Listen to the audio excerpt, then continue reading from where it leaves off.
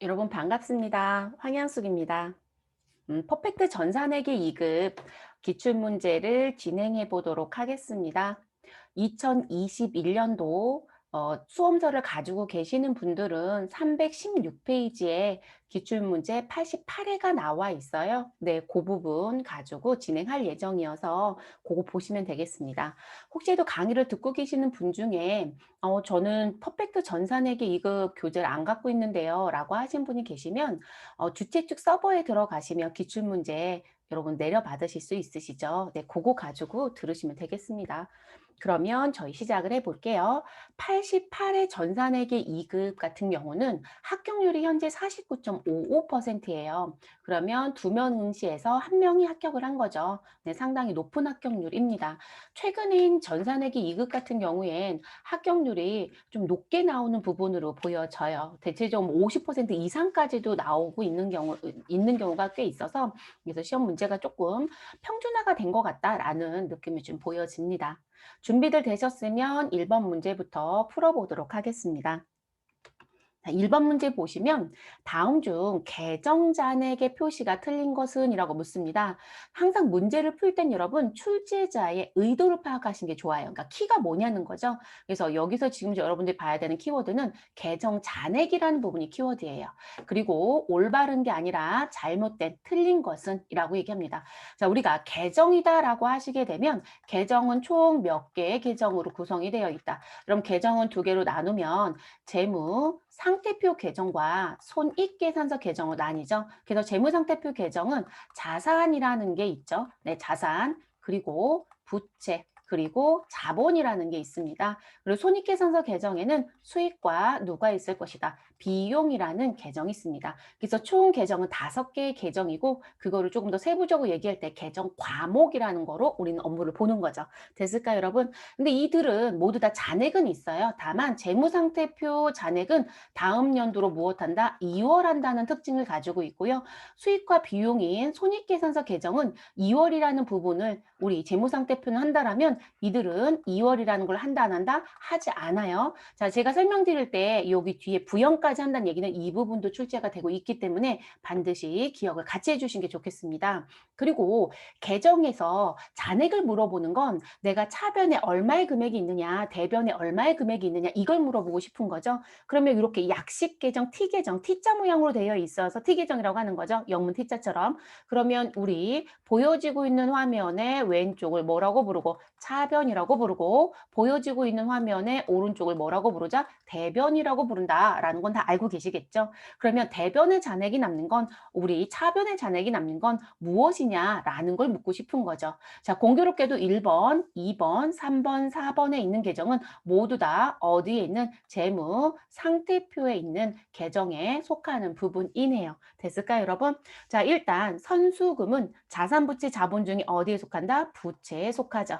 자, 가수금은 어디에 속하죠? 이 부분도 부채에 속합니다. 자, 임시계정이라는 표현도 같이 기억해 주시면 좋을 것 같습니다. 예수금 부채 계정입니다. 자, 미수금 자산 계정입니다. 그럼 여러분 답은 바로 나오지 않아요? 내가 잔액이 어디에 남지, 어디에 표시되지 라는 걸 모른다 하더라도 1번, 2번, 3번은 부채예요. 4번은 자산이죠. 그럼 당연히 계정이 다른 게 하나밖에 없잖아요. 그러면 그 부분이 답이죠. 이런 경우들은. 자, 그래도 정리는 하고 갈게요. 자, 우리가 계정의 잔액이라고 하는 건 항상 자기변에 남는다라고 해요. 그러면 자산은 시작되는 자기변이 어디예요? 차변. 그러면 우리 자산은 차변에 있죠. 우리가 이 부분을 T계정처럼 이렇게 그려놓고 봤을 때 요거를 제가 합계전액 시산표 영문 약칭으로 쓸게요. 합계전액 시산표에 보면 자기변에 남는 아이들을 정리해 봤을 때 우리 자산의 자기변은 차변이고요. 그리고 우리 부채의 자기변은 대변이 되죠. 자본도 부채와 동일하게 대변이 자기변이 됩니다. 자, 그러면 우리 재무상태표 계정은 정리가 끝났네요. 그럼 누구 있죠, 여러분? 수익과 비용. 자, 그러면 우리 차변이 자기변인 건 누구이다? 비용. 자, 그리고 수익은 자기변이 어디이다? 우리 대변이죠. 자, 요걸 물어봤던 거죠. 그럼 답은 자연스럽게 몇 번이 될 것이다? 4번이 되겠네요. 됐어요, 여러분? 네, 이렇게 정리해 주시면 되는 거고요. 자, 그러면 지금 이 부분은 글로 보여드리면 자산과 비용은 차변에 잔액이 표시되고 부채, 자본, 수익은 대변에 잔액이 표시된다. 이렇게 기억해 주시면 되겠습니다. 잊어버리지 마세요. 그리고 저희가 이제 이론하고 전산 실무를 같이 보는 시험이다 보니까 이걸 프로그램에서 보고자 하신 분들도 있더라고요. 그럼 어디 가시면 된다? 합계잔액 시산표에 가시면 일목요연하게 보여지죠, 여러분? 근데 그거 가지고 파악하셔도 되는 문제입니다. 이렇게 보셔도 되는 부분. 두 번째 문제로 넘어가겠습니다. 다음 자료는 2021년도이고요. 12월 31일 현재 재무상태표의 각 계정의 잔액이다. 자, 단기 차입금은 얼마인가? 라고 물어보고 있는 문제이네요, 여러분. 자, 지금 여기서 물어봤던 요지는 재무상태표 각 계정 잔액인데요. 우리한테 물어본 건 단기 차입금은 얼마이냐? 그럼 단기 차입금은 자산이다, 부채이다, 자본이다? 부채에 속하는 부분이죠. 그럼 결론적으로 부채의 단기 차입금이 얼마입니까? 라고 묻는 거네요. 일단 정리하실 건 미수금은 자산 계정에 속하고요. 외상매출금 자산에 속합니다. 그리고 단기 차입금 결론 냈죠, 여러분? 부채에 속한다. 자, 미지급 비용 어디에 속하죠? 부채에 속합니다. 자, 선급금 자산에 속합니다. 자본금 자본에 속하죠. 여러분, 제가 이거 왜 이렇게 먼저 썼을까요? 결론은 이거잖아요. 우리가 재무상태표라고 하는 부분을 놓고 봤을 때 재무상태표 공식이 있죠. 그럼 재무상태표 공식은 차변에 있는 누구는 자산은 대변에 있는 누구와 부채와 누구의 합이 같다? 자본의 합이 같다. 이렇게 얘기하잖아요. 그러면 자산의 총계를 내주시고 자본의 총계를 내서 부채의 금액을 파악하시고 그 부채 중에 누구요? 단기 차입금이 현재 물음표니까 이 물음표의 금액을 파악해 주시면 되는 거죠. 근데 그걸 묻는 문제인 거예요. 그러면 그 부분 정리하러 들어가시면 되는 거죠. 그러면 이제 이 부분은 여러분들 계산기는 다 가지고 계시죠? 최근 들어서 여러분 시험 장소 가실 때 컴퓨터용 계산기 사용 못하게 하는 시험장이 있었어요. 최근에요. 수도권이었던 걸로 제가 기억하는데 계산기는 여러분들 손으로 계산하는 계산기 가져가신 게 좋으실 것 같습니다. 자, 자산 총계부터 들여다보도록 하겠습니다. 자산 총계 이제 정리하시는 부분이니까 여러분 지금 자산 부채 자본 다 분리해 놨잖아요. 그럼 자산 누구 있었죠? 미수금. 자, 미수금 금액 얼마이다? 55만 원 더하기 외상 매출금 25만 원 더해 주시면 되고 자, 그리고 자산 누구 또 있죠? 선급금 13만 원 있었네요. 자, 55만 원에 25만 원 더하시면 80만 원, 80만 원에 13만 원 더하시면 93만 원으로 자산 총계는 결론이 났습니다. 자, 이제 부채 총계를 계산해야 되죠, 여러분. 근데 제가 위에서 재무상태표 공식은 자산은 부채와 자본의 합입니다. 그러면 부채는 이렇게 시작할 수 있죠. 누구에서? 자산에서 자본을 빼면 되겠네요. 그래서 부채 총계는 자산의 총계 얼마? 93만 원에서 우리 자본금은 자본이었죠, 여러분? 30만 원. 자, 자본금 30만 원을 빼면 우리 부채의 총계는 얼마이다? 63만 원이다 라는 결론이 납니다. 자, 부채는 지금 현재 단기 차입금과 미지급 비용 두 개의 합으로 봐주시면 되겠네요. 그래서 단기 차입금은 부채 총액 63만 원에서 미지급 비용 얼마? 15만 원을 무엇하셔라? 빼주시면 됩니다. 그래서 단기 차입금은 얼마로 결론이 난다? 48만 원으로 결론이 나죠. 그러니까 이건 결론적으로 재무상태표 등식을 기억했어야 되는 문제인 거죠. 거기다 이제 계정 과목 정리하시면 바로 풀 수 있는 부분. 2번의 형태 문제는 자주 출제가 되죠. 반드시 기억하고 들어가시면 되겠습니다. 여러분 정답은 몇 번으로 정리해 주시면 되겠어요? 네, 정답은 저희 48만 원이니까 3번이 정답이 됩니다. 3번 문제 들어가도록 하겠습니다. 다음 자료에서 유동성 배열법에 의한 자산 계정의 배열 순서가 옳은 것은 이라고 얘기합니다. 여러분 유동성 배열이다라고 하는 건 손익계산서에서는 사용되지 않는 용어이죠. 우리가 재무제표 작성 지침에 가면 재무상태표 작성 기준이 있어요. 그래서 이 부분은 재무상태표 작성 기준에 들어갑니다. 자, 유동성 배열법이라는 건 현금화의 속도가 가장 빠른 것부터 한다. 제가 재무상태표라고 했으니까 저 이거 기억 안 나요? 라고 하면 재무상태표 프로그램 메뉴에 가서 바로 보시면 되겠죠. 그런데 여러분들이 시험을 응시하시고 공부를 하셨다라면 바로 보실 수 있어야 이거 바로 파악이 돼야 되지 않을까요? 네. 재무상태표에서 보실 수도 있고요. 여러분 어디 가셔도 계정 과목 및 적요 등록이란 메뉴가 있죠. 그러면 계정 과목이라는 부분도 유동성 배열법에 맞춰서 쭉 등장이 돼요. 그럼 우린 재무상태표에 지금 현재 비품, 상품, 현금, 영업권 모두 다 무슨 계정에 속한다? 자산 계정에 속하네요. 그럼 자산은 어떻게 배우셨을 것이다? 자산은 유동성에 따라서 무슨 부분? 유동자산이 있고 그리고 무슨 자산이 있다? 비유동자산이 있다. 이렇게 배우셨겠죠? 다시 유동자산에서 현금화가 가장 빠른 것 그리고 현금화 시키는데 별도의 뭔가 필요한 부분이 있지 않다. 내가 은행 가서 돈 찾으면 되고 지갑에 있는 돈을 쓰면 되는 거고 그래서 무슨 자산 그런 부분들이 모여져 있는 게 당좌 자산에 속하는 부분들. 그래서 당좌 자산이 1번이 되겠죠. 그리고 회사가 판매 목적으로 갖고 있습니다라고 하는 무슨 자산, 재고 자산이 우리 그 다음 순서로 들어오겠죠. 2번. 자, 그리고 비유동 자산도 순서가 있어요, 여러분. 그래서 비유동 자산에 들어오는 부분에 첫 번째 건 누구이다? 투자 자산이 먼저 들어옵니다. 그래서 투자 자산이라는 게 이제 들어오고요. 요걸 3번이라고 써주시고 쭉 내려와서 투자가 끝나면 눈에 보이는 물리적 실체가 있다라고 하는 유형 자산이 그 다음 순서로 작성이 됩니다. 그리고 물리적 실체는 없지만 회사 업무에 쓰고 있다. 무형 자산. 그 부분이 들어오겠죠. 자, 그리고 나서 누가 들어오죠, 여러분? 투자도 유형도 무형도 유동자산에도 들어가지 못하는 거. 우리 그들을 기타 비유동자산이라고 하죠. 그래서 기타 비유동자산이라고 하는 부분이 마지막으로 정리가 됩니다. 됐을까요? 그럼 요 순서대로 정리. 자, 비품은 어디에 속하죠, 여러분? 유형자산에 속합니다. 자, 상품은 어디에 속하죠? 재고자산에 속하죠. 현금은 어디에 속한다? 당좌자산에 속합니다. 영업권은 물리적 실체가 없는 무슨 자산에 유형자산, 아니, 무형자산에 속합니다. 그럼 여러분 제일 가장 빠른 게 현금이 1번이네요. 그러면 우리는 다가 가장 먼저 있어야 되죠. 자, 답을 찾을 땐 여러분 이 순서대로 정리할 때 해당되는 게 없다라고 하면 그걸 먼저 제거시켜 주시면 돼요. 근데 다가 먼저 있네요. 자, 당자 다음엔 누구 들어오라고요? 재고. 그러면 그 다음 순서는 나가 됩니다. 그 다음엔 나가 기재가 돼야 되고요. 그런데 지금 가가 먼저 들어온 게 있네요. 그럼 2번과 3번은 아웃시켜 주시면 되죠.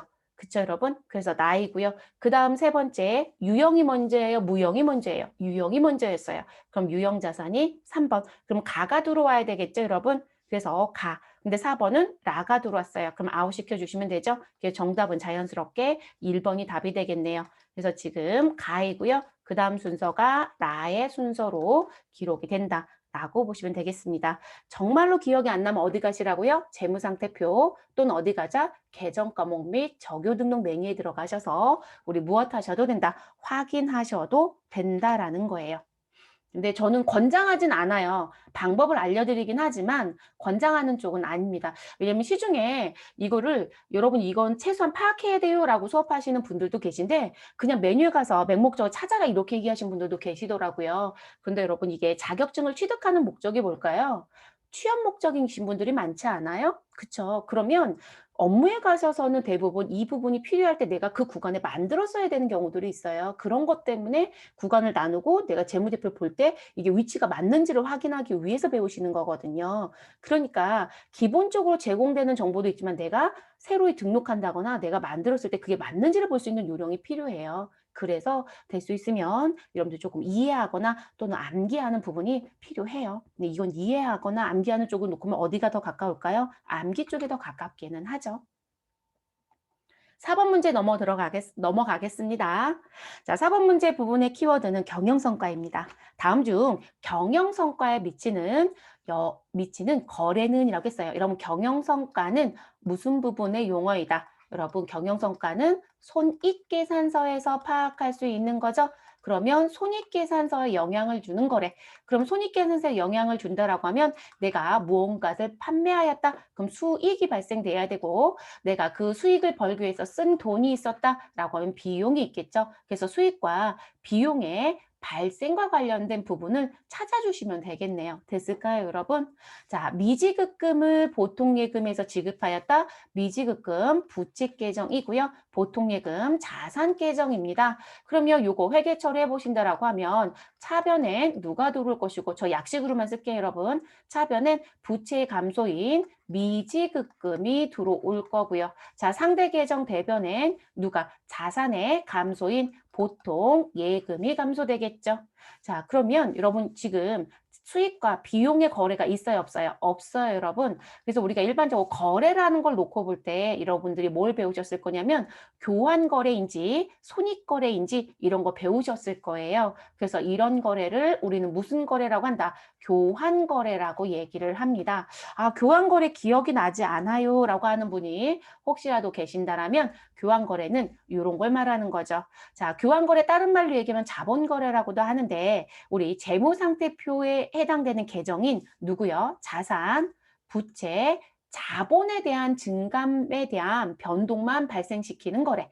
그러니까 차변의 자산, 대변의 자산 또는 차변의 부채, 대변의 부채 이런 식으로 자산, 부채, 자본의 계정 과목만 발생되는 거래였다는 거예요. 그래서 이런 부분들은 수익과 비용은 아예 발생시키지 않는 거래를 얘기합니다. 4번 문제는요. 이 교환거래, 손익거래까지 이해 못하셨다 하더라도 수익 비용이 발생되지 않는 거래, 수익 비용이 발생되는 거래 이것만 파악했다라고 해도 되는 문제였어요. 왜냐면 이게 제가 교환과 손익까지 말씀드린 건 이게 조금 더 발전된 문제는 다음 중 교환 거래가 아닌 거, 다음 중 손익 거래에 해당되는 거 이렇게 물어볼 수도 있어요. 네. 그리고 출제자의 의도는 교환과 손익 거래 구분 때문에 이 문제 냈던 거고요. 그래서 요거까지 말씀을 드리는 부분. 그러니까 1번은 해당 사항이 없습니다. 수익과 비용하고는 관계가 없습니다. 두 번째, 미지급금을 무엇하였다? 약속 어음을 발행하여 지급하였다. 여러분 미지급금은 부채입니다. 그러면 차변에 미지급금이 감소하죠. 부채 감소. 대변엔 미지급금을 상환하기 위해서 어음을 발행했어요. 우리 이런 거래를 상거래로 본다, 상거래가 아니라고 본다? 아니라고 보죠. 상거래 이외의 거래입니다. 그렇기 때문에 아주 재밌는 건 미지급금이 감소하면서 또 다른 미지급금이 무엇되더라? 증가되는 현상이 들어옵니다. 자, 그럼 이 부분도 무슨 거래가 된다? 교환 거래가 되는 거죠. 부채가 감소하면서 또 다른 부채가 증가하는 거래입니다. 자, 예수금을 현금으로 무엇하였다? 지급. 예수금은 자산이다, 부채이다, 부채. 자, 그러면 우리 예수금을 지급했으니까 차변에 부채 감소시켜 주시고요. 대변에 현금인 자산을 감소시켜 주시면 되겠습니다. 자, 이 거래 또한 무슨 거래에 속하겠어요, 여러분? 교환 거래에 속하네요. 됐어요? 자, 네 번째. 차입금에 대한 이자를 현금으로 무엇하였다? 지급하였다. 자, 차입금이 중요한 게 아니라 빌린 돈에 대한 이자를 주었다는 게 중요하죠. 내가 이자를 받으면 수익이고요. 내가 이자를 지급하면 비용입니다. 자, 비용의 발생은 어느 변이다? 차변. 그래서 차변에 이자, 비용이라는 게 발생이 되고 상대편 대변에 현금이라고 하는 자산이 무엇된다? 감소된다. 자, 오해하지 말아야 될 게 있어요. 손익거래라는 건 차변과 대변에 모두 다 수익과 비용이라는 의미가 아니라 원래 비용은 자기 변이 어느 변이죠? 비용의 자기 변은 어느 변이다? 차변이고요. 수익의 자기 변은 어느 변이죠? 대변이잖아요. 그러니까 우리가 수익과 비용은 특별한 경우들이 아니면 자기 변 한쪽에밖에 안 나와요. 그러니까 지금 차변에 비용이 발생되거나 대변에 수익이 발생되는 거래를 찾으라는 문제였던 거예요. 그리고 지금 이자 비용이 비용이니까 이거만큼 여러분 회사의 이익은 증가한다, 감소한다? 감소하겠죠. 경영성과라는 부분에 당연히 영향을 줍니다. 그래서 이러한 거래를 무슨 거래? 우리 손익거래라고 하죠. 교환과 손익이 섞여져 있는 게 우리는 혼합거래라고 얘기할 거고요. 됐어요, 여러분? 그래서 손익은 우리 대변의 수익이 발생되거나 차변의 비용이 발생되는 거래를 의미한다라고 알아두시면 되겠습니다. 답은 몇 번이 되겠어요, 여러분? 답은 4번이 되겠네요. 이런 문제는 틀리지 말아주세요. 자주 나와요. 2급에서는 이 문제가 워낙 자주 나와서 공부를 좀 하신 친구들은 잘 안 틀리시더라고요. 그런데 이게 상위급수에 나오면 많이 틀려요. 왜냐면 상위급수에서는 당연히 하위급수를 다 포함한다라고 하거든요. 그런데 그거 말고도 공부할 게 많다 보니까 살포시 내려놨죠. 그래서 이런 문제가 나오면 오히려 회계 1급 때 더 많이 틀리더라고요. 네, 정확하게 숙지하고 가십시오. 왜냐면 2급 배우신 분들이 2급으로 끝나지 않잖아요. 네, 1급으로 다시 올라가서 공부를 하실 예정이니까. 다섯 번째 문제로 넘어가 보겠습니다. 자, 다섯 번째 문제 보시면 다음 자료를 기초로 판매비와 관리비를 계산하면 얼마입니까? 라고 묻습니다. 자, 판매비와 관리비 기억이 안 나면 이것 또한 어디 가셔라? 계정 과목 및 적요 등록 또는 손익계산서에 가셔서 파악하시면 되겠죠. 자, 기부금은 판매비와 관리비가 아니죠. 이들은 영업의 비용이라고 하죠. 그래서 영업의 비용이고요. 급여, 판매비와 관리비 맞습니다. 복리후생비, 판매비와 관리비 맞습니다. 소모품비, 판매비와 관리비 맞습니다. 그러면 여러분들은 모두 다 계산기를 가지고 계시죠? 네, 그래서 계산기 여시고 급여 250만 원 더하기 복리후생비 60만 원, 소모품비 30만 원을 모두 다 더해 주시면 얼마가 된다? 우리 340만 원이 되겠네요. 됐어요, 여러분? 250에 60만 원 더하면 얼마예요? 310만 원. 거기다 30 더하면 340이니까 우리 정답은 몇 번이 된다? 2번이 됩니다. 이런 문제는 아주 단촐한, 아주 간단한 문제이죠. 근데 문제 패턴을 사실 들어가서 보시면 비슷비슷해요. 최근 들어서 패턴이 아주 유사하게 나오고 있습니다. 여섯 번째 문제로 또 넘어가겠습니다. 다음 중 분계를 할 때 어느 변에 차변에 기입해야 되는 계정 과목은 무엇이냐라고 물어보고 있네요. 차변에 기재되는. 이건 결론적으로 여러분 우리 프로그램에 들어가셔서 전표 입력 문제 나오잖아요. 그거를 손으로 냈다 이렇게 보시면 되겠네요. 자, 기준 현금 시제액이 5천 원 부족한 것을 발견하였다. 그럼 기준이라고 하는 건 우리 회계기간 중간을 말하는 거죠. 1월 1일부터 12월 31일에 회계기간을 사용하는 회사이다 라고 하면 요 사이에 발생된 거래라는 부분. 자, 그러면 현금 시제라는 건 실제 여러분이 가지고 있는 현금. 자, 그게 무엇하였다? 부족한 걸 발견했다라고 얘기하네요. 그럼 부족하다는 얘기는 장부보다 작다라는 얘기가 되는 거예요. 장부보다 금액이 갖고 있는 게 작다. 그러면 우리 프로그램을 장부라고 봐야 돼요. 그럼 프로그램에 있는 장부의 금액이 더 크니까 우리 실제 금액으로 맞춰줘야 되니까 이 5천 원을 무엇 해주셔야 된다? 밖으로 내보내는 걸 해주셔야 되겠죠. 그랬을 때 회계 처리는 어떻게 되느냐라고 묻는 문제입니다. 이건 현금 과보족에 대한 문제예요, 여러분. 그리고 현금 과보족에 대한 문제를 푸실 땐 항상 기억하실 게 뭐냐면 무슨 금액을 기준으로 맞춰주는 게 맞다. 현금이 과하거나 또는 무엇한 부분 부족하거나 그래서 현금이 과잉 하거나 부족했을 때 우리가 현금 과부족이 발생했다라고 얘기하고요. 그러면 이런 경우는 누구를 기준으로 맞춰준다? 현금 실제 갖고 있는 시제를 기준으로 바꿔주는 게 맞습니다. 그러면 지금 이 금액으로 바꿔주라고 했어요. 그럼 지금 보시면 장부 금액보다 실제 금액을 비교했을 때 누가 실제가 더 부족하대요. 그러니까 우리가 가정을 세웠을 때 현금이 지금 현재 장부는 40만 원인데 실제 금액은 지금 39만 5천 원이더라. 이런 얘기가 되는 거예요. 근데 이 금액으로 바꿔줘라고 했으니까 여기를 기준으로 우리가 회계처를 하는 것이다 라고 했으니까 5천 원이 나가야 실제 금액이랑 맞춰지겠죠.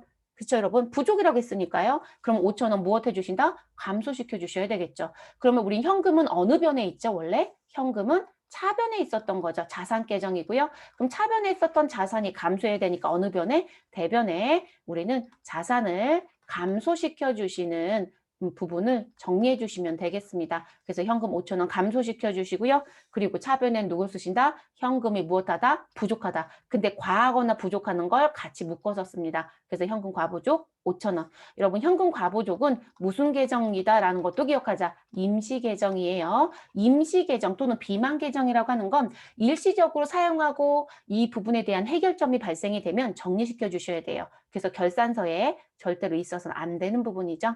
그럼 여러분 차변에 기입해야 되는 계정 과목 뭐로 정리하시면 돼요? 4번 현금 과부족으로 정리시켜 주시면 되겠습니다. 4번이 정답.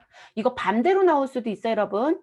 현금이 부족한 게 아니라 현금이 더 많다. 과잉 상태이다. 그러면 우리 실제금액 맞춰줘야 되니까 현금을 더 무엇해야 된다? 증가시켜 주셔야 되겠죠. 됐을까요? 그리고 반대편에는 과하다는 현금 과부족 계정을 기입해 주시면 되겠습니다. 요건 전산 문제로도 자주 나오는 문제이니까 여러분 틀리지 않게끔 하시는 게 좋겠습니다. 7번째 문제로 넘어가겠습니다. 다음 중 유동부채 계정 과목만 짝지은 것은 여러분 유동부채이네요. 자, 부채도 자산처럼 유동성 구분하죠. 그래서 우리 1년 이내에 갚아야 됩니다. 라고 하면 유동부채, 우리 1년이 넘어가는 부채이다.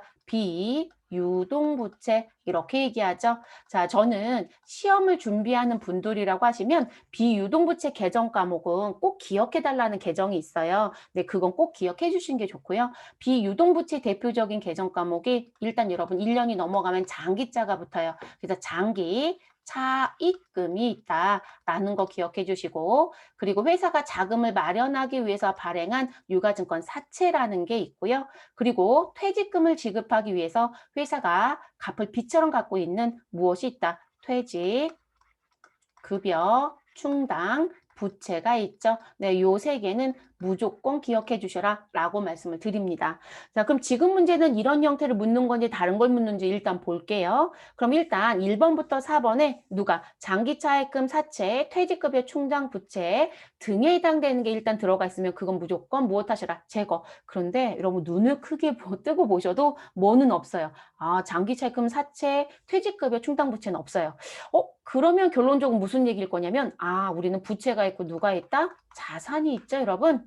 그럼 자산도 다시 누가 있다? 유동이 있고요. 그리고 누가 있을 것이다?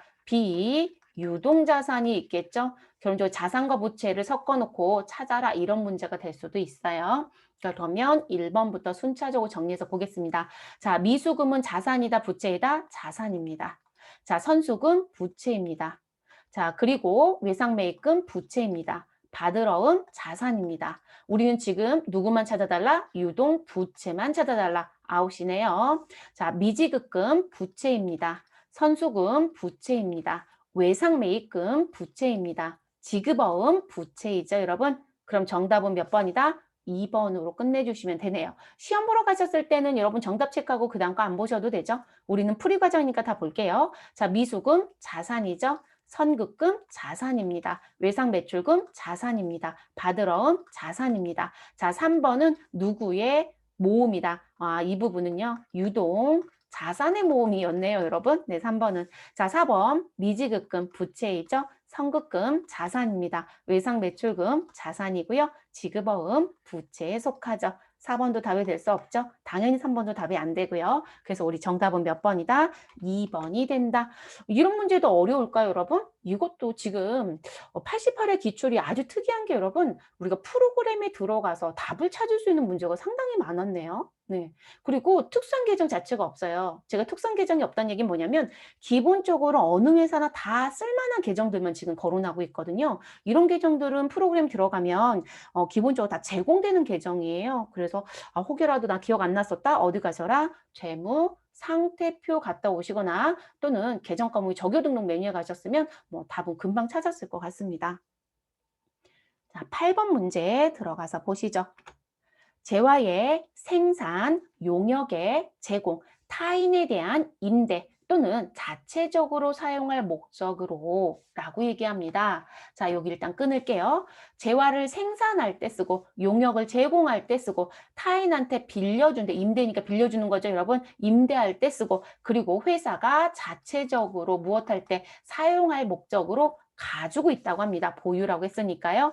그리고 물리적인 형체가 있다 없다? 물리적인 형체가 있는 자산이래요. 물리적인 형체가 없다. 그럼 답은 하나예요. 무형 자산이거든요. 물리적인 형태가 있는 자산이고 우리는 몇 년을 1년을 초과하여 사용할 것으로 예상되는 자산. 여러분 8번에 나와져 있는 건 무슨 자산에 대한 정의이다. 우리가 회계 처리할 때 자산을 놓고 보면 당좌 자산인지 재고 자산인지 유형인지 무형인지 투자 자산인지 분류해야 되잖아요. 그 정의 부분 중에 유형 자산의 정의라고 봐주시면 되겠습니다. 그래서 이 부분에 들어오는 자산을 찾아달라는 얘기죠. 답은 바로 보이죠, 여러분? 건설 중인 자산은 유형 자산이죠, 여러분. 네. 1번이 답이 됩니다. 자, 상품은 무슨 자산이다? 재고 자산에 속한다고 보시면 되고요. 투자 부동산은 우리 투자 자산에 속합니다. 산업재산권은 물리적 형체가 없는 무형 자산에 속합니다. 8번 문제도 아주 간단했던 문제입니다. 여러분들이 아마 회계 처음 하실 때요. 그 자산별로 정의 배우신 경우가 많을 거예요. 네, 그 정의를 알고 있는지 물어봤던 문제. 그래서 답은 1번이 되겠습니다. 자, 그 다음 문제로 넘어가 보도록 하겠습니다. 다음 거래에 대한 기말 분계로 가장 옳은 것은 자 여기에 키포인트는 기말 분계를 해달라라는 얘기네요. 자 12월 31일 결산 시 외상매출금 잔액 얼마 1,000만 원에 대해서 우리 몇 퍼센트? 2%의 대손을 무엇하다? 예상하다. 자 예상을 다른 말로 뭐라고도 할 수 있다? 추정하다. 또 다른 말로 뭐라고 할 수 있다? 추산하다. 추정하여 계산해서 올려주는 걸 말해요. 됐을까 여러분? 그러면 내가 갖고 있는 외상 매출금에 대해서 미래에 못 받을 위험성에 대한 걸 몇 퍼센트? 2% 예상했대요. 자, 우리 이런 걸 뭐라고 얘기한다? 대손 충당금에 대해서 얼마를 설정할 거냐라고 하는 부분. 그래서 대손 충당금 설정과 관련된 추정 또는 예상을 말한 거죠. 단 회사는 무슨 법을 쓰고요? 보충법을 사용하고 있으며 보충법은 여러분 이런 의미가 되는 거죠. 회사가 필요한 양이 지금 요만큼까지입니다. 그런데 벌써 우리는 요 선까지는 가지고 있습니다. 그러면 무엇해라? 부족한 것만큼만 무엇하시면 된다? 채워주시면 된다. 또는 넘친다라고 하면 넘친 건 다시 안으로 가지고 들어오면 된다라고 하는 형태. 그걸 보충이라고 합니다. 그래서 부족한 것만큼만 채워라 라는 부분. 자, 기말 분계 전 지금 회사가 가지고 있는 대손 충당금 잔액은 얼마가 있다? 10만 원이 계상되어 있다. 장부에 들어가서 봤더니 있단 얘기죠. 여러분 이거 이론도 내지만 전산 실무도 내고 있는 문제죠. 무조건 하실 수 있어야 되는 부분. 자 그러면 이 부분은 제가 화면에 글을 다른 거로 띄워드려 버릴게요. 왜냐면 쓸 수는 있지만 지저분하게 보일 것 같아서 이렇게 자 결산일 시점에 내가 필요한 금액 자 제가 예상을 뭐라고 한다? 추정 또는 추산이라고 얘기할 수도 있다고 했어요. 그래서 12월 31일 회사가 필요한 대손 충당금은 얼마입니까? 라고 물어봤더니 내가 가지고 있었던 채권 잔액 얼마? 1,000만 원에 대손율 얼마? 2%를 곱해라. 그럼 1,000만 원 곱하기 2% 하면 내가 필요한 대손 충당금은 얼마이다? 20만 원이다. 그런데 우리는 부족한 것만큼만 채워라. 장부에 남겨져 있는 건 빼고. 그래서 대손 충당금 설정액은 요게 회계 처리 금액인 거죠. 요 금액으로 회계 처리를 합니다. 자, 그래서 우리 회계 처리 금액은 얼마가 된다? 대손 추정했던 금액 20만 원에서 우리 가지고 있었던 대손 충당금 잔액 10만 원을 빼면 되죠. 그래서 우리는 얼마만? 10만 원만 처리해 주시면 되겠습니다. 그럼 여러분 요게 회계 처리잖아요. 그럼 우린 외상 매출금은 우리 매출 채권이에요? 기타 채권이에요? 매출 채권이죠, 여러분. 이것도 중요하죠. 왜냐하면 매출 채권이었을 때 대손 충당금 추가 설정액이 있다라고 하면 그 부분은 판매비와 관리비로 갑니다. 근데 기타 채권은 영업의 비용으로 가기 때문에 차변의 계정 과목이 달라질 수 있다라는 거죠. 그렇죠? 자, 그럼 10만 원에 대해서 차변의 대손상각비 10만 원, 그리고 대변의 대손 충당금 10만 원 이렇게 정리해 주시면 되겠죠. 그래서 정답은 몇 번이 된다? 4번이 됩니다. 요게 회계 처리 금액이 됩니다. 만약에 여러분 지금 이 자리가 양수가 아니고요. 양수는 추가 설정하시면 돼요. 이 자리가 무엇이다? 음수이다라고 하면 내가 갖고 있는 대손 충당금이 너무 많은 거예요. 그러면 충당금 어느 변에 차변에 써주시고요. 대변에는 대손 충당금 환입이라는 걸 쓰게 됩니다. 요즘에 시험 범위가 약간 이렇게 어렵게 낼 때 환입을 물어보기도 해서 제가 환입 얘기를 잠시 했습니다. 됐을까요, 여러분? 그래서 정답은 몇 번이요? 4번입니다. 이렇게 정리하시면 되겠습니다.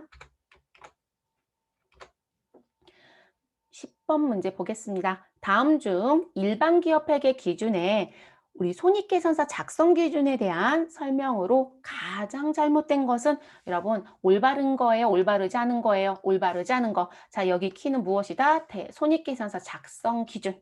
자, 1번 수익과 비용은 순액으로 기재함을 원칙으로 한다. 자, 중요한 키는 요거예요. 순액. 자, 순액이 아니라 반드시 수익과 비용은 전체 금액으로 기재합니다. 같은 쪽에서 생긴 거여도 총액으로 기재함을 원칙으로 합니다. 그래서 재무상태표이든 손익계산서든 우리 자산부채 자본 수익 비용은 무조건 총액으로 기재하는 걸 원칙으로 합니다. 정답은 1번으로 끝나버리네요. 자, 2번 보겠습니다. 수익은 무슨 기준? 실현 시기를 기준으로 인식한다. 맞죠, 여러분? 자, 비용은 관련 수익이 인식된 기간에 인식한다. 네, 그래서 비용은 수익이 발생된 기간에 같이 갑니다. 그래서 여러분 이걸 뭐라고 얘기한다? 이걸 다른 말로 얘기하면 우리 수익이 발생된 기간에 비용이 같이 들어야 된다. 그와 관련된 부분이니까요. 수익, 비용, 대응 원칙이라고 하죠, 여러분. 이렇게 얘기할 수도 있으니까요. 그리고 여러분 실현시기를 기준으로 인식한다? 이거를 뭐라고 해요? 실현주의라고 얘기하잖아요. 또는 실현기준이라고 할 수도 있고요. 됐어요, 여러분? 네, 이렇게 얘기하는 부분. 얘는 그럼 뭐라고 할까요? 얘는 총액주의라고 얘기하죠. 네, 총액으로 규제해 주세요. 라고 하는 부분. 자, 네 번째, 수익과 비용의 인식 기준은 그 회계 기간에 무엇한 거, 발생한 걸 기준으로 합니다. 그래서 이거를 발생주의라고 하죠. 그럼 발생주의의 반대편에는 누가 있다? 발생주의 반대편에는 현금이 들어오거나 나가는 거대로 하자. 그거를 현금주의라고 하죠. 자, 우리 현금주의를 작성하는 거 손익계산서 인정한다 안 한다? 안 해요, 여러분. 손익계산서 반드시 무슨 주의다? 발생주의입니다. 됐어요, 여러분? 그래서 정답은 1번이라고 벌써 결론 냈죠. 네, 그 다음 문제로 우린 또 넘어가 보도록 하겠습니다. 11번째 문제. 다음 자료에 의하여 기말부채 가와 기말자본 나를 계산하면 얼마인가요? 라고 했습니다. 자, 여기서 물어본 건 여러분 부채와 자본을 계산해달라. 그런데 기말입니다. 그럼 여러분이 일단 머릿속에 기억해야 되는 건 우리 재무상태표 등식이 있었죠? 그럼 재무상태표 등식에 뭐가 있어요, 여러분? 차변에 있는 누구는 자산은 대변에 있는 누구 부채와 누구의 합이다. 우리 자본의 합이다. 이렇게 얘기할 수 있겠죠. 이게 기초자산이든 기말자산이든 이 공식이 바뀌진 않습니다. 그리고 재무상태표 등식이 아니라 자본 등식이다라고 하게 되면 자본 등식은 무슨 부분? 자산에서 누구를 빼면 부채를 빼면 자본입니다. 라고 또 얘기하기도 하죠. 그래서 재무상태표 등식, 자본 등식. 자, 그리고 우리 지금 현재 어느 부분 기말에 자본이라고 하는 건 어떻게 형성이 되느냐? 여러분, 자본은요, 회사가 열심히 벌어들인 이익을 모아놓는 형태, 모아놓는 자리이기도 해요. 최종 종착지라고 저는 얘기를 하는데, 그러면 기말의 자본은 내가 가지고 있었던 자본, 우리 자산과 부채와 자본은 전년도에서 넘겨받아서 그걸 가지고 또 사업을 계속 이어서 하는 거거든요. 그러면 내가 가지고 있었던 자본을 기초자본이라고 하겠죠. 그럼 이 기초 자본에 우리 무엇할 것이다. 회사가 열심히 사업을 해서 벌어들인 돈이 있겠죠. 자, 요거는 재무상태표하고 관련된 등식이었더라면 우린 손익계산서의 등식도 있잖아요. 무슨 부분이요? 자, 회사가 수익에서 누구를 빼서 비용을 빼서 우리 돈이 남았다라고 하면 이걸 뭐라고 얘기를 하면 이익이 발생했다라고 얘기하죠. 그런데 회사가 벌기 위해서 쓴 돈이 더 많다. 그럼 비용에서 수익을 뺐더니 우리 이런 경우에 양수로 나오는 건 손실이라고 얘기하는 거죠. 저는 이제 등식참 얘기하니까 이거 순서를 바꿔드렸지만 하나의 등식에서 양수이면 이익이고 음수이면 손실인 거잖아요. 자, 요것도 들어오겠죠. 그러면 기초 자본에 더한다란 얘기는 회사가 이익이 났다라면 여기 보세요. 수익은 얼마이죠? 50. 비용은 얼마이죠? 70. 여러분 지금 회사가 이익이에요? 손실이에요? 아, 손실이 났네? 라는 게 또 보여지긴 하네요. 왜냐면 총수익은 50인데 총비용은 70이에요. 그러면 회사가 실질적으로 이익이 난 게 아니라 손해가 난 상태가 되거든요. 어찌 됐든 그래서 기초 자본에 더해주는 건 회사가 단기에 벌어들인 이익이 있더라. 그럼 단기 순이익은 더해줍니다. 그런데 우리 기초 자본에 회사가 수익과 비용을 비교해 봤더니 수익보다 비용이 더 많더라. 쓴 돈이 더 많더라. 그럼 단기 손실이 발생돼요. 그럼 내가 가지고 있었던 자본을 깎아먹을 수밖에 없어요. 그러면 뺀다라고 얘기하시면 돼요. 됐을까요? 그리고 여기에 나온 김에 다 얘기합니다. 여기 무슨 부분? 1월부터 12월 31일 사이에 회사가 자본이 필요하면 추가적으로 대표이사가 또 회사에 돈을 입금시킬 수도 있겠죠. 그런 걸 우리가 뭐라고 얘기한다? 추가 출자라고 얘기하죠. 그래서 추가 출자액이 있으면 무엇 할 수 있다? 더해줄 수 있다. 이렇게 얘기하죠. 자, 여기에 한 가지 더 얘기한다라면 지금 요 뒤에 하나 더 붙을 수 있는 게 뭐가 있을까요? 여러분 제가 설명드릴 때 조금 더 깊게 설명을 드리기는 해요. 네, 왜냐하면 문제는 형태가 비슷한데 조금씩 바꿔내거든요. 그럼 지금 문제는 자산과 자본의 관계, 수익과 비용의 관계, 그래서 기말자본 여기까지, 요 선까지만 이해했으면 끝나는 문제예요. 근데 우리는 이 부분에 요 얘기와 또 다른 얘기 하나 더 추가해서 문제를 바꿔버리기도 하거든요. 그럼 추가 출자액은 회사에 돈이 들어왔으니까 내 자본은 더 늘어나요. 그러니까 더해주시면 되고요. 근데 우리 개인회사는 회계2급은 개인회사 기준이니까요. 개인회사는 대표이사가 회사 돈을 가져갈 수가 있죠. 그래서 회사에서 돈을 꺼내갔다라고 해서 이 부분에 누구 빠지는 인출이라는 게 있을 수 있죠. 여러분 인출금 이해됐을까요? 그러면 이 부분은 빼주셔야 돼요. 그래서 반드시 문제 요지가 무엇인지를 기억해 주셔라.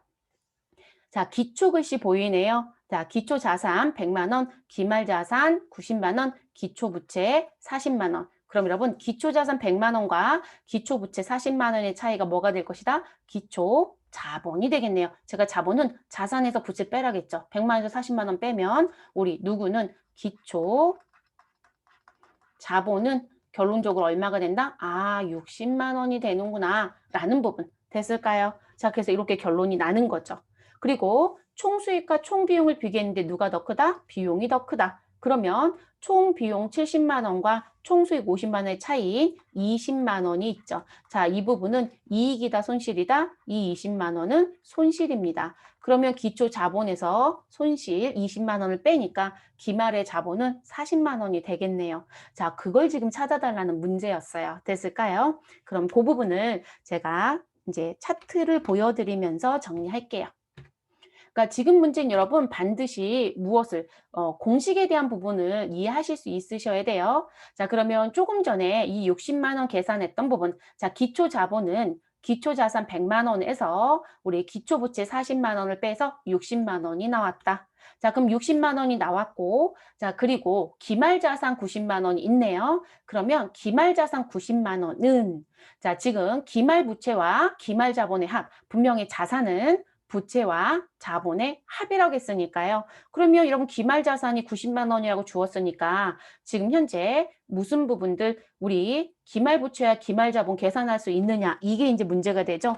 근데 기말 부채 어떻게 계산해요? 라고 했는데 제가 아까 기말 자본은 어떻게 계산한다? 기초에 단기 순이익은 더해주고 단기 순손실이면 빼준다라고 했죠. 그러면 기초 자본은 60만 원이고요. 그리고 총수익과 총비용 요 계산했더니 우리 마이너스 얼마 나왔죠? 20만 원 나왔다라는 손실 나온다는 얘기 했잖아요. 그러니까 50과 70만 원의 차이인 20만 원. 그거를 전 여기다가 쓴 거예요, 미리.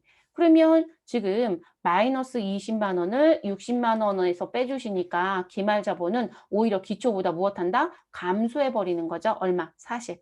그럼 기말 자본은 얼마가 된다? 40만 원이 되는 거죠. 그럼 여러분 자산이 기말은 90이고 기말 자본이 40이니까 부채는 자연스럽게 얼마가 된다? 50이 될 수밖에 없죠. 네. 우리 그래서 기말 부채는 50만 원이 되는 거예요. 자, 이 원리를 물어보는 부분. 그래서 반드시 이 부분 정리하실 수 있어야 돼요, 여러분. 지금 제가 여기 빨간색 글씨를 드린 이 부분이 문제가 지속적으로 출제되는 부분의 파트예요. 그리고 이거 기억 안 나시면 여러분들 지금 공부하는 과정이니까 분명히 수험서를 갖고 계시잖아요. 이게 앞부분 쪽에 있어요. 네, 앞에 회계라는 걸 처음 시작할 때 자산 계정인지 부채 계정인지 자본인지 수익인지 비용인지 하면서 산출하는 근거에 대한 거, 손익법으로 계산할 건지 자산법으로 계산할 건지 이런 얘기까지 하면서 나온 파트가 있을 겁니다. 그 파트 반드시 숙지하고 들어갑니다. 2급은 필수예요. 항상 출제한다는 얘기예요. 그럼 답은 정리하실 수 있죠, 여러분? 기말 부채는 50이라고 했으니까 50. 근데 여러분 50만 원이 하나밖에 없어요. 정답은 2번이네요. 그리고 기말 자본은 40. 그래서 몇 번으로 체크해 주시고 마무리하셔라? 2번으로 체크하시고 마무리. 됐을까요? 그 다음 문제 넘어가겠습니다. 12번째 문제. 자, 다음 중 비용의 이연에 해당되는 계정 과목은 요 문제는요. 12번 형태는 모든 급수에 자주 내는 문제로 보여집니다. 네, 세무도 이런 문제를 여전히 내고 있고요. 세무는 그냥 주고 싶은 것 같아요. 자, 그럼 반드시 기억하실 부분이 이 부분이죠. 자, 선수 수익. 자, 선수 수익은 여러분 미리 선자예요. 자, 우리가 계정 과목을 우리가 이제 회계의 계정 과목은 한자의 유래로 사실상 만들어서 쓰거든요. 사실상 근데 이 한자가 일본을 통해서 들어온 걸 가지고 만들었어서 중국인들도 이 한자 해석 좀 어렵다고는 하더라고요. 근데 어쨌든 한자 유래입니다. 그러면 여기 선자가 붙어 있다라고 하시면 이 선은 뭘까요? 미리 주었다예요. 그래서 선은 미리 주었다에 대한 미리 선자이고요. 자, 그럼 여러분 여기 미자라고 되어 있는 건 뭘까요? 미자는 아직 주지 않았다. 그래서 이 부분은 아직 미자예요. 나 아직 주지 않았어 라는 부분.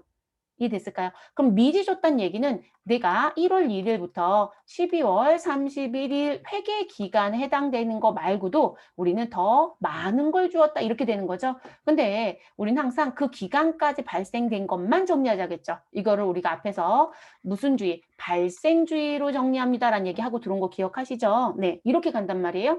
그러면 지금 미리 준 요 앞에 붙어 있는 건 내가 돈을 주거나 받은 시점이 1월 1일부터 12월 31일 우리 기중에 받은 건데 또는 기중에 준 건데 그게 미래에 여러분 현재를 뭐라고 하죠? 우리 당기라고 하죠. 그래서 당기에 주거나 받았는데 다음에 기수를 뭐라고 하죠? 차기 것까지 미리 줬다는 거예요. 그러면 여러분 지금 화살표가 다음 연도까지 넘어가져 있죠?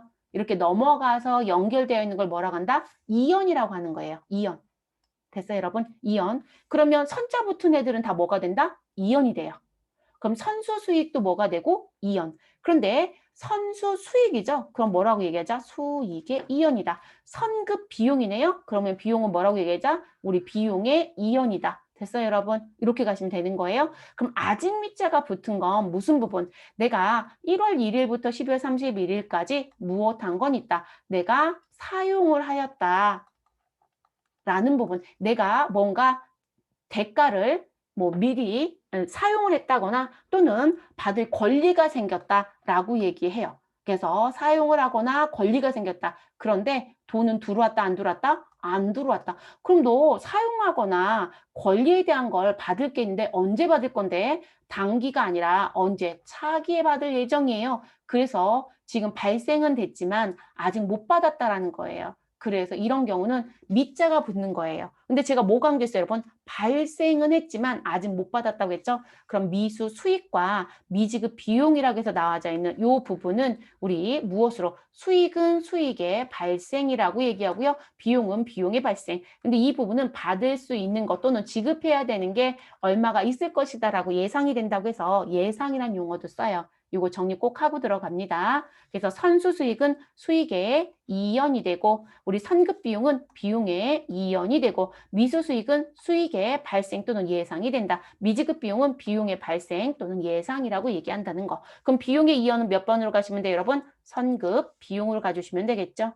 됐어요. 네, 공부할 땐 한꺼번에 정리하시고 문제가 바뀌어 나오는 것만 여러분들이 무엇하시면 된다. 해결하실 수 있으면 되는 거죠. 공부를 각각 하는 건 아니에요. 네, 한꺼번에 정리하실 것.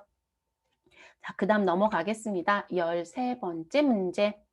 여러분 13번 문제도 자주 나오죠. 네, 그래서 이거는 손익계산서 계산구조에서 배우셨거나 또는 재고자산 쪽에 가시면 상품 매출원가 산출에 대한 걸 배우신 적 있을 거예요. 이 부분 문제 자주 나오니까 반드시 시험 준비 목적상 꼭 숙지하고 가셔야 되는 부분입니다. 다음 자료에 의하여 매출 원가를 구하면 얼마인가? 자, 여기에 키워드는 매출 원가입니다. 자, 기초상품 재고액부터 매입 할인까지 나와져 있습니다. 그럼 요거 근거로 가져가야 되겠죠?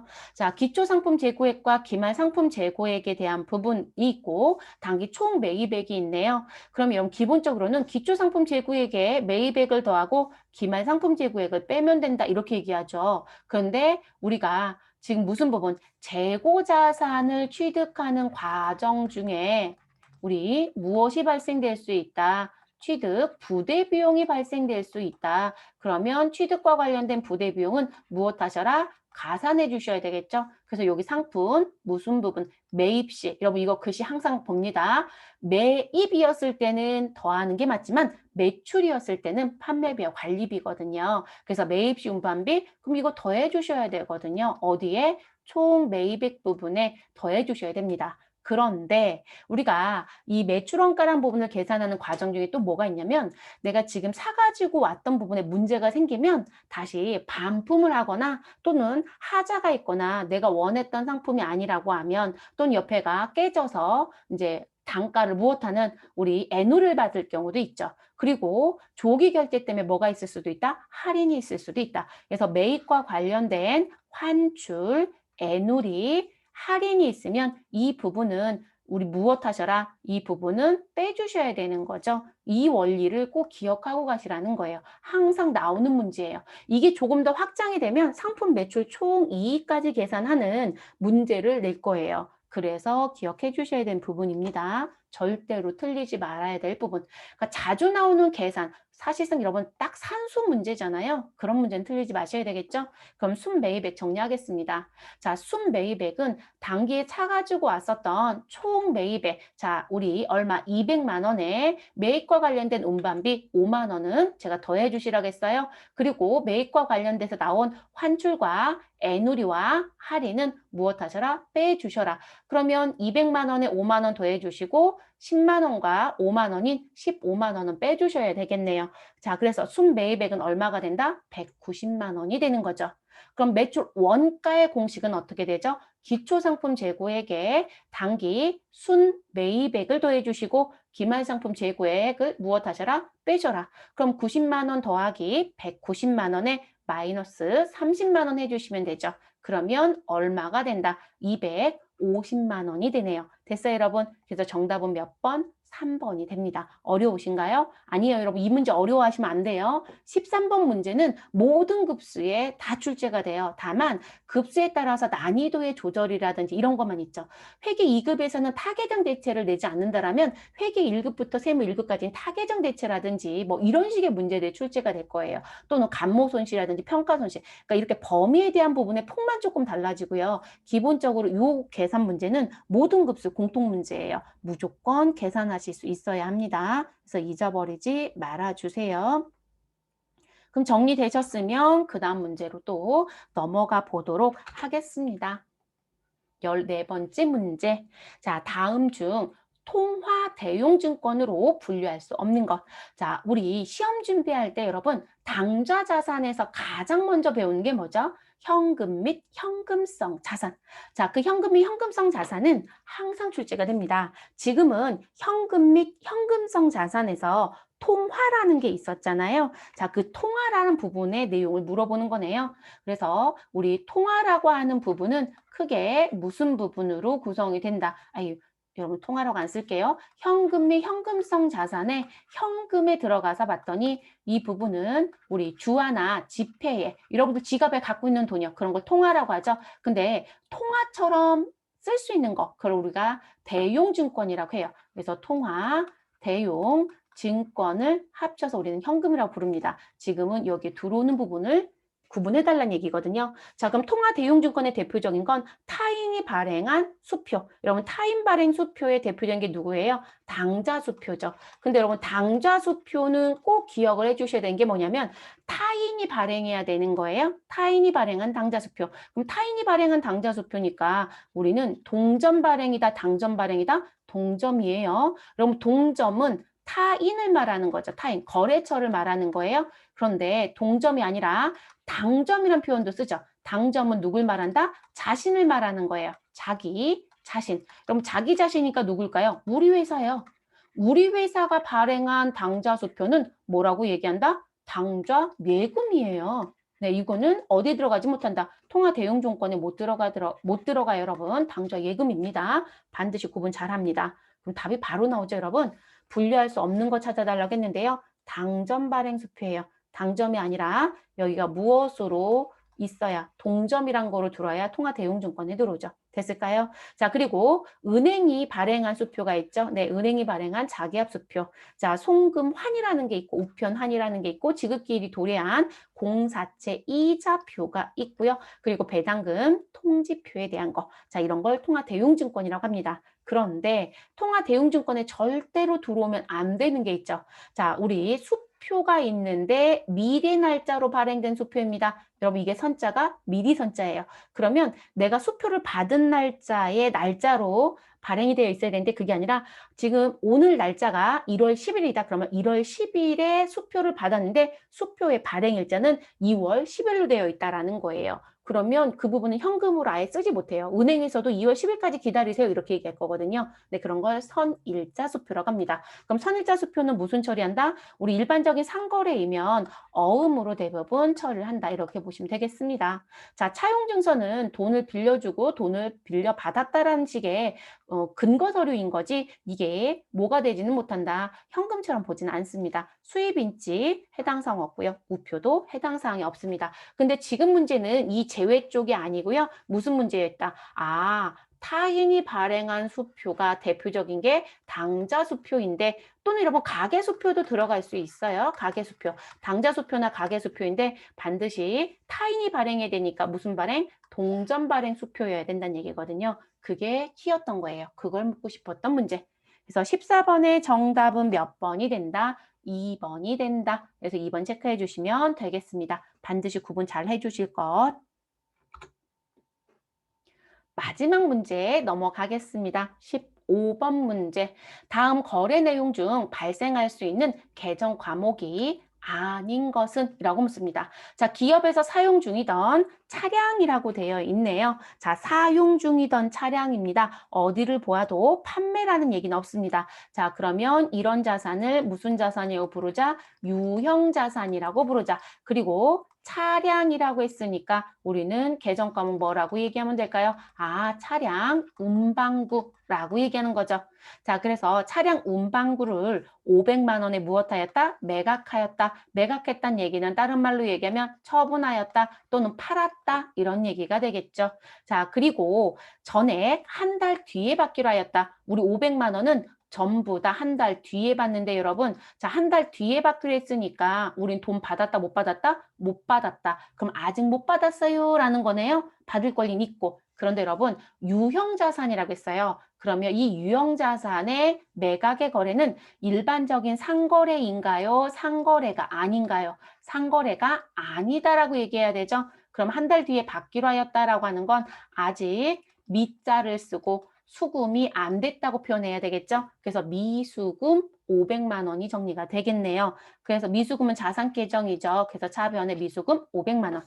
자, 이 차량의 취득 원가는 2천만 원이고, 그러니까 차량 운반구를 2천만 원 주고 샀다. 근데 여러분 유형자산과 무형자산은 사용 중일 때 무엇을 해요? 감가상각을 하겠죠. 그럼 그 감가상각했던 거 모아놨던 계정이 감가상각 누계액이죠. 그럼 이 감가상각 누계액은 우리가 매각하거나 처분할 때 무엇한다? 장부에서 없애주셔야 되겠죠. 반대편을 보내야 되죠. 네, 그래서 이 2천만 원이고 그동안 감가상각 누계액은 얼마가 있다? 1,600만 원이 있다라고 합니다. 여러분, 감가상각 누계액은 회계장부를 조회해보면 어느 변에 조회가 될 것이다. 대변에 있었을 거예요. 그러면 지금 자동차가 없어지니까 이 대변에 있었던 감가상각 누계액을 처분했으니까, 매각했다고 했으니까 어느 변으로 보내서 없애준다. 차변으로 보내서 없애주셔야 되겠죠. 이런 걸 뭐라고 해요, 여러분? 우리 상계한다라는 표현을 쓰죠. 또는 제거한다라는 표현을 쓰죠. 됐을까요? 그럼 여러분 2천만 원과 1,600만 원의 차이. 자, 우리 얼마의 차이가 있죠? 400만 원. 자, 그럼 여러분 이 400만 원을 뭐라고 얘기하죠? 다른 말로 장부금액이라고 얘기하죠. 공부할 땐 여러분 기본적인 정리를 못했다라면 풀면서도 정리하세요. 또는 제 해설을 들으시면서 정리하시고. 자, 그럼 장부금액은 400인데 나는 얼마 받고 팔았어요? 500. 그러면 제가 이익이죠. 400만 원짜리 500만 원 받고 팔았으니까요. 됐을까요? 아, 이익이 나겠구나 라는 것까지 정리가 되는 거죠. 됐을까요? 그러면 요거 계정 과목에 대한 거 물어봤으니까요. 정리를 해볼게요. 그리고 여기 키는 여러분 상거래가 이냐 아니냐 이거예요. 상거래를 이해하느냐. 왜냐면 상거래였을 때는 외상 매출금, 외상 매입금, 어음거래였다 그러면 받을어음 또는 지급어음을 써요. 근데 상거래가 아니면 미수금, 미지급금을 쓰잖아요. 그 부분이 키예요. 출제자 의도는 그런 의도였습니다. 자, 그럼 정리는 다 됐으니까 해결해 볼게요. 자, 요거는 아래쪽에 깨끗하게 보여드릴게요. 자, 회계 처리해 보시면 우리 차변에 가지고 있었던 차량 운반구 팔았으니까 우리 대변으로 보내줍니다. 취득원가 얼마요? 200만 원. 그래서 우리가 유형자산이나 무형자산을 팔았다라고 하면 장부에 있는 금액을 없애주셔야 되겠죠. 근데 유형자산이 매각이 되면 대변에 쓰는 금액은 취득원가를 쓰시는 게 맞죠. 자, 취득원가 2천만 원 정리해 주시고 이와 관련된 감가상각 누계 우리 대변에 있었던 거 매각할 땐 차변을 보내서 없애주시라고 했어요. 그러니까 우리 차변에 감가상각 누계액 1,600만 원이 나온 거죠. 됐을까요? 그런데 저는 돈을 얼마 받고 팔았다? 500만 원. 그런데 상거래가 아니고 아직 못 받았다? 그러니까 차변에 누가 들어와야 된다? 미수금. 자, 지금 이 거래는 상거래가 아닙니다. 상거래 이외의 거래인 거죠. 그래서 미수금 500만 원이 됩니다.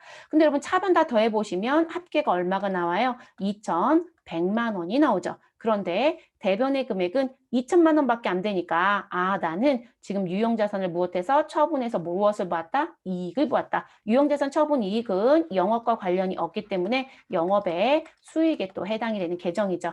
자, 그래서 여러분 유형자산을 처분해서 이익인지 손실인지 계산하실 땐 우리 가지고 있었던 금액, 장부 금액을 파악할 수 있으면 돼요. 그래서 이 금액은 어떻게 계산하자?